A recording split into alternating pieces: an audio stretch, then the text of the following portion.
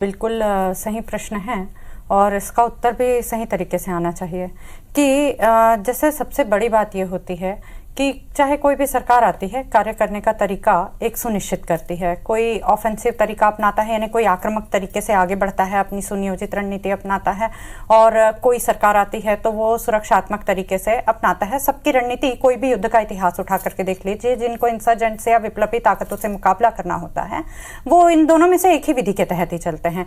पर सुनियोजित रणनीति के तहत जो राज्य शासन काम करता है, यानी कि जो मनखे और मोर्चे तीनों के उपयुक्त समायोजन से काम करते हुए आगे बढ़ता है, मुझे लगता है वो ही किसी समस्या का उन्मूलन कर पाने में कामयाब हो पाता है।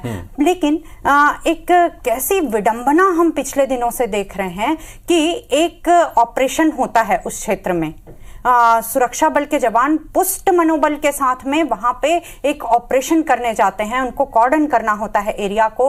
वो बकायदा कितनी शिद्दत से, कितने मेहनत से, वो भी कहीं के बेटे होते हैं, कहीं के बालक होते हैं, वो वहां पे जाते हैं और ऑपरेशन करके आते हैं। एक एनकाउंटर होता है या जो भी कहिए आप, लेकिन उसके तुरंत बाद एक और काउंटर और एनकाउंटर पॉलिटिकली शुरू हो जाता है। तो इस सब का प्रभाव वहां के सुरक्षा बल जवानों पर भी बिल्कुल होता है। तो आखिर इन पॉलिटिकल एनकाउंटर, एक तो वहां मैदान में एनकाउंटर होता है, दूसरा एनकाउंटर यहां वर्बल शुरू हो जाता है। और जैसे कांग्रेस पार्टी की तरफ से जो बात कही जा रही है और बकायदा जांच के लिए एक कमेटी का गठन तक कर दिया गया है, उनका यह कहना है कि जमीन पर वहां पर जो आम नागरिक हैं, जो ग्रामीण हैं, उनको मारा जा रहा है और उनको नक्सली बताकर मारा जा रहा है। ये गंभीर आरोप उनकी तरफ से लगाए गए हैं। जमीनी स्थितियां आपने भी देखी होंगी, ये जो आरोप है इसको आप किस तरह से लेते हैं? देखिए, इसके पहले भी छोटे बेटिया की जो बात हो रही थी, उस समय भी इसी प्रकार के आरोप आरंभ हुए थे। घटना के उपरांत ही हमने सब बड़े विद्वत जनों के बात और बात सुने थे।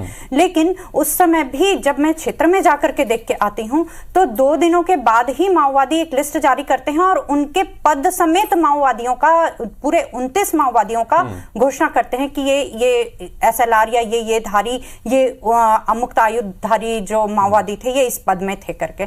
अब बताइए यहाँ पे बात क्या रह जाती है?